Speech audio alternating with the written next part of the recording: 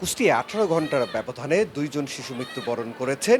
এই পর্যন্ত কুষ্টিয়াতে হামে আক্রান্ত হয়ে ৪ জন শিশু মৃত্যুবরণ করেছে। কুষ্টিয়াতে বিভিন্ন হাসপাতালে ২৩০ জন ভর্তি আছে। নতুন রোগী আরও ২০ জন ভর্তি হয়েছে হাম উপসর্গ নিয়ে।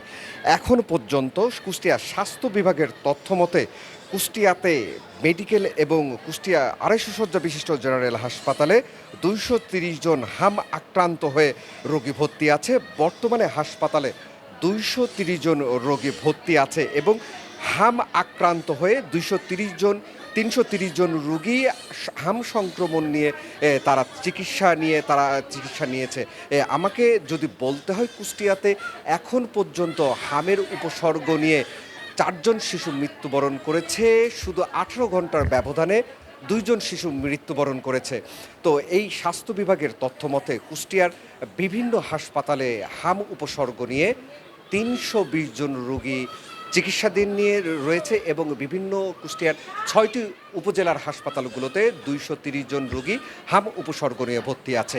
রোগীর স্বজনদের সাথে কথা বলেছি, তারা কিন্তু প্রথম দিকে বলেছেন যে বিভিন্ন ঠান্ডা, জ্বর এবং নিউমোনিয়ার উপসর্গ নিয়ে হাসপাতালে ভর্তি হওয়ার পরেও তাদের কিন্তু এই হাম উপসর্গ নিয়ে তারা কিন্তু ভর্তি হয়েছে।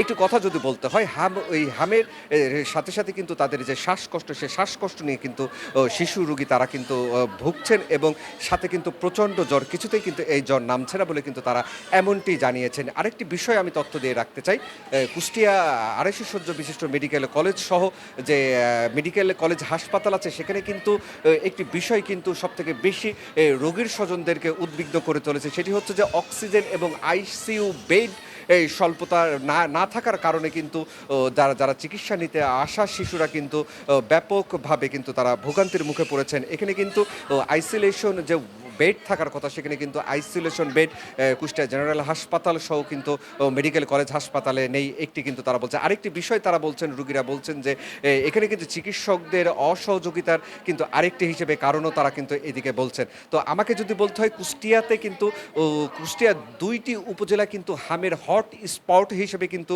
ধরা হচ্ছে। একটি হচ্ছে যে কুষ্টিয়া কুমারখালী উপজেলা, আরেকটি দৌলতপুর উপজেলাকে কিন্তু হামের হট স্পট হিসেবে কিন্তু চিকিৎসকরা বলছেন।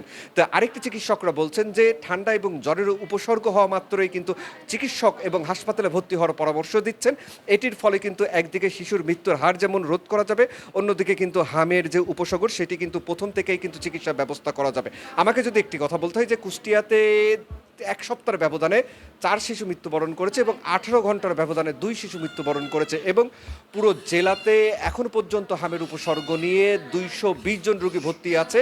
এই পর্যন্ত হামের উপসর্গ নিয়ে ৩২০ জন রোগী বিভিন্ন হাসপাতালে চিকিৎসা নিয়েছে। তো কুষ্টিয়ার হামের সর্বশেষ এই ছিল আমার কাছে কুষ্টিয়া থেকে হামের সর্বশেষ পরিস্থিতি। Sonia gym, channel 1, Kushtia.